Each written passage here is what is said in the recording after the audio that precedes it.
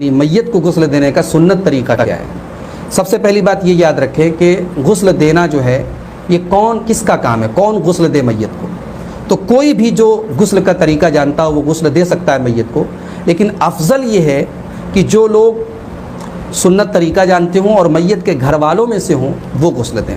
اللہ کے پیارے رسول صلی اللہ علیہ وسلم کا جب انتقال ہوا تو آپ کو غسل کس نے دیا؟ سیدنا علی مرتضیٰ رضی اللہ تعالیٰ عنہ نے غسل دیا، جیسا کہ ابن ماجہ کی 1467 نمبر کی صحیح روایت سے ثابت ہے۔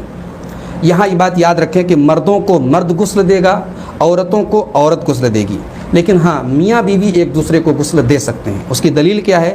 اما عائشہ رضی اللہ تعالیٰ عنہ کہتی ہیں لو کنت استقبلت من امری مستدبرت، جو بات مجھے بعد میں معلوم ہوئی اگر پہلے معلوم ہوئی ہوتی، ما غسل النبی صلی اللہ علیہ وسلم غیر نسائہ، تو نبی صلی اللہ علیہ وسلم کو غسل آپ کی بیویوں نے دیا ہوتا۔ یہ ابو داؤد کی 3141 اور ابن ماجہ کی 1464 نمبر کی صحیح روایت ہے۔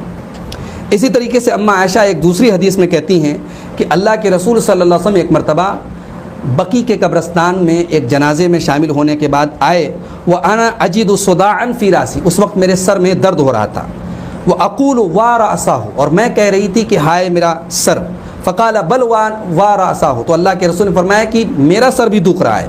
پھر آپ صلی اللہ علیہ وسلم فرمایا مَا ضَرَّكِ لَوْ مُتِّ قَبْلِي فَغَسَّلْتُكِ وَكَفَّنْتُكِ ثُمَّ صَلَّيْتُ عَلَيْكِ وَدَفَنْتُكِ، اے عائشہ کیا حرج ہے اگر تمہارا انتقال مجھ سے پہلے ہو گیا تو میں تمہیں غسل دوں گا اور میں تمہیں کفناؤں گا اور پھر میں تمہاری جنازے کی نماز پڑھاؤں گا اور میں تمہیں دفناؤں گا۔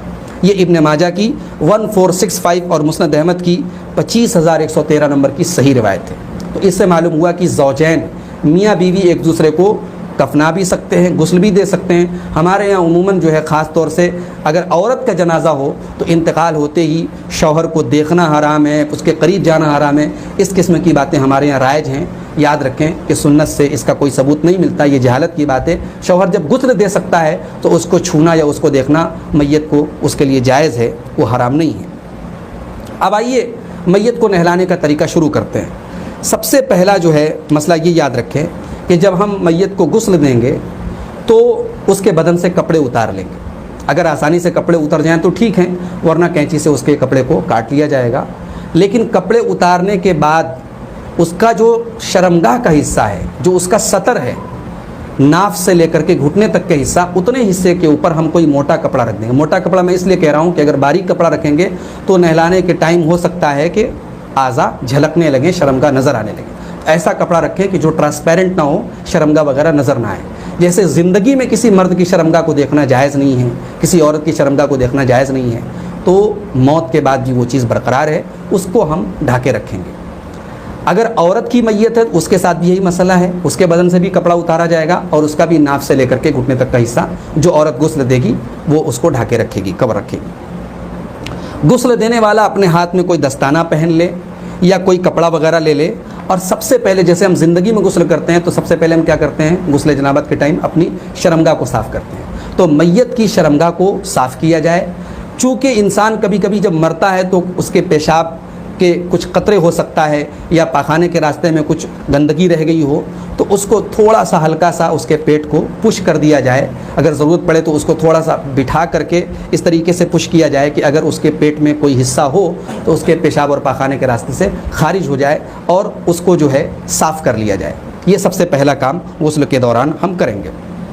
پھر جو ہے جو غسل دینے والا ہے وہ نیت کرے گا، جیسے زندگی میں ہم غسل کی نیت کرتے ہیں، زبان سے نہیں، دل میں ایک ارادہ کرتے ہیں کہ میں غسل کرنے جا رہا ہوں، ویسے ہی وہ غسل دینے کی نیت کرے گا اور بسم اللہ پڑھے گا، اور اس کے بعد جیسے زندگی میں ہم وضو کرتے ہیں وہ میت کو وضو کرائے گا۔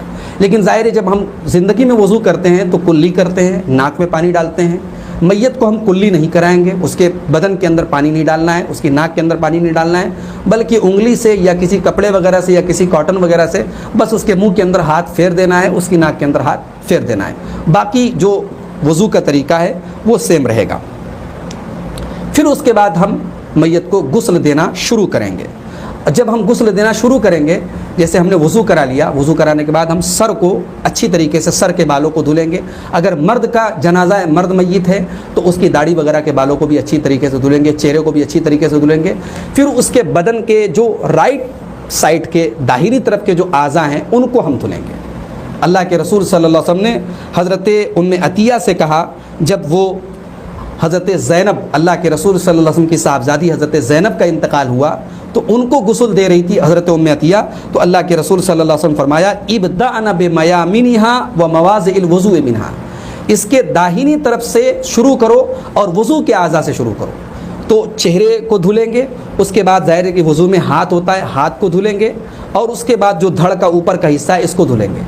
اگر ہم چاہیں تو سر سے لے کر کے پیر تک کا سارا داہنے طرف کا حصہ پہلے دھل لیں، پھر بائیں طرف کا دھلیں، اور چاہیں تو پہلے چہرے اور سر کو دھلنے کے بعد پہلے ہاتھ داہنی طرف کا اور داہنی طرف کا دھڑ دھل لیں، پہلے آگے کا دھل لیں، پھر پلٹ کر کے پیچھے کا دھل لیں، پھر بائیں سائڈ کا ہاتھ دھل لیں اور بائیں سائڈ کا سینے کا اور پیٹ وغیرہ کا حصہ دھل لیں، پھر پلٹ کر کے پیچھے پیٹھ کا حصہ دھل لیں، اور چاہیں تو داہنی طرف کا اوپر کا دھڑ کے ساتھ ساتھ داہنی طرف کا پیر بھی آگے پیچھے کا دھل لیں، پھر بائیں طرف کا اوپر کا حصہ اور ساتھ میں بایاں پیر، دونوں کی گنجائش موجود ہے، دونوں طریقہ صحیح ہے۔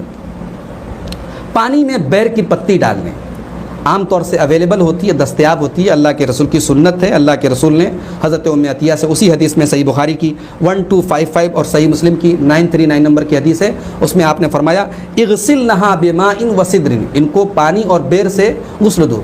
تو بیر کی پتیوں کو تھوڑے سے پانی میں ہم اس کو جوش دے دیں، اس کو پکا لیں، اور اس کے بعد اس پانی کو سارے پانی میں مکس کر دیں، تو اس سے صفائی وغیرہ زیادہ ہوتی ہے۔ بیر کی پتی وغیرہ نہ ہو تو صابن وغیرہ سے بھی، جیسے زندگی میں ہم نہاتے ہیں صابن وغیرہ استعمال کرتے ہیں، میت کو بھی صابن سے نہلایا جا سکتا ہے۔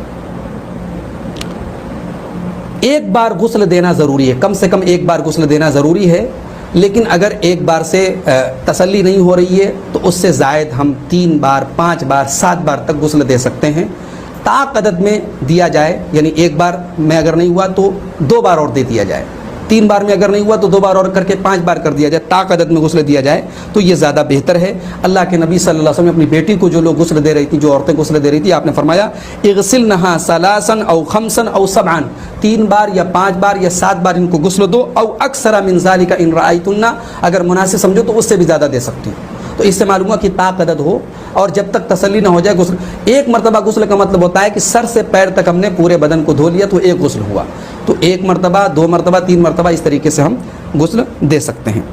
آخری مرتبہ جب ہم غسل دیں گے تو پانی میں ہم کافور ملا لیں گے۔ اللہ کے رسول صلی اللہ علیہ وسلم فرمایا وَجْعَلْنَا فِي الْآخِرَةِ كَافُورًا، آخری بار جب غسل دو تو کافور ملا لو۔ کافور سے کیا فائدہ ہوتا ہے؟ امام شوکانی رحمۃ اللہ علیہ کہتے ہیں کہ اس سے جو میت ہوتی ہے نا، اس کا ڈھیلا پن ختم ہو جاتا ہے، اور کیڑے مکوڑوں سے قبر کے اندر جو ہے وہ حفاظت کرتی ہے، اور بہرحال اللہ کے رسول کا حکم آ گیا تو ساری باتیں ختم، کوئی لاجک نہ بھی معلوم ہوتی تب بھی ہمیں کافور اس پانی میں استعمال کرنا چاہیے۔ آخری بار جب ہم غسل دینے لگیں تو پانی میں کافور ملا لیں۔ غسل کے بعد کسی صاف کپڑے یا ٹاول وغیرہ سے میت کو پوچھ لیں اور پھر اسے ہم کفنائیں گے۔ عورت اگر میت ہو جس کو ہم غسل دے رہے ہیں، اگر وہ عورت ہے تو اس کے بالوں کی 3 چوٹیاں بنا کر پیچھے ڈال دی جائیں۔ اللہ کے رسول صلی اللہ علیہ وسلم نے حضرت ام عطیہ سے کہا کہ حضرت ام عطیہ خود کہتی ہیں کہ ان لوگوں نے اللہ کے رسول صلی اللہ علیہ وسلم کی بیٹی حضرت زینب کو جب غسل دیا تو ان کے بالوں کی 3 چوٹیاں بنائیں اور ان کو پیچھے ڈال دیا۔ یہ صحیح بخاری کی 1260 نمبر کی اور صحیح مسلم کی 939 نمبر کی حدیث ہے۔ جو انسان غسل دے رہا ہے اس کے اوپر غسل واجب نہیں ہے۔ بہت سارے لوگ یہ سمجھتے ہیں کہ ہم نے میت کو نہلایا تو ہم کو نہانا پڑے گا، اور یہ بھی سمجھتے ہیں کہ بھئی اس کو نہلانے کے ٹائم اس کے پانی کے چھینٹے ہمارے اوپر آ گئے تو گویا ہم ناپاک ہو گئے۔ یہ جہالت کی بات ہے۔ آپ چاہیں غسل کر سکتے ہیں لیکن غسل واجب نہیں ہے آپ کے اوپر۔ اللہ کے رسول صلی اللہ علیہ وسلم فرمایا لیس علیکم فی غسل میتکم غسل، میت کو غسل دینے کے بعد تم پر غسل واجب نہیں ہے۔ فإن میتکم لیس بنجس، اس لیے کہ تمہارا جو میت ہے وہ ناپاک نہیں ہے۔ فحسبکم ان تغسلوا ایدیکم، اپنے ہاتھ دھو لو کافی ہے۔ اگر ہمارے ہاتھ میں گندگی لگی ہاتھ دھل لیں، اگر کہیں گندگی واقعی میں ہمارے بدن پہ کپڑے پہ لگے اس کو دھل لیں۔ غسل دینے والے پر غسل واجب نہیں ہے۔ یہاں ایک مسئلہ اور یاد رکھیں کہ اگر کوئی انسان جل کر کے مر جائے یا کسی ایکسیڈنٹ میں اس کی موت ہو جائے تو اگر اس کی لاش، اس کی باڈی اس لائق ہے کہ اس کو غسل دیا جا سکتا ہے تو غسل دیا جائے گا۔ اگر غسل دینے کے لائق نہیں ہے تو اس کو تیمم کرایا جائے گا، اس لیے کہ اللہ تعالیٰ نے قرآن کریم میں فرمایا فاتقوا اللہ ما استطعتم، اللہ سے ڈرو جتنی تمہارے اندر طاقت ہے۔ इसीलिए सऊदी अरब की फतवा कमेटी इस सिलसिले में फतवा देते हुए कहती है, इज़ा तअज़्ज़रा गस्लुहु, जब मैयत को गुस्ल देना मुश्किल हो, फ़इन्नहु युयम्ममु, तो उसको तयम्मुम कराया जाएगा। इसलिए कि अल्लाह ताला ने कुरान में फरमाया, फ़त्तक़ुल्लाह मस्ततातुम, अल्लाह से उतना डरो जितनी तुम्हारे अंदर ताकत है। और अल्लाह ताला ने ज़िंदगी में जैसे हम नापाक हों और पानी न मिले या पानी इस्तेमाल करने पर हम कादिर नहीं हैं तो तयम्मुम का हुक्म दिया है, वैसे ही अगर मैयत नहलाने के लायक नहीं है तो उसको तयम्मुम कराया जाएगा। यहाँ आखिरी बात कह करके हम अपनी बात ख़त्म करेंगे कि मैयत को गुस्ल कराने वाला अगर मैयत के अंदर कोई ऐब देखे, कोई कमी देखे, कोई शर देखे, तो उसका तकाज़ा है, उसके लिए वाजिब है कि वो उसको छुपाए, उसको ज़ाहिर न करे। ये ज़रूरी है मैयत के गुस्ल देने वाले के हक़ में।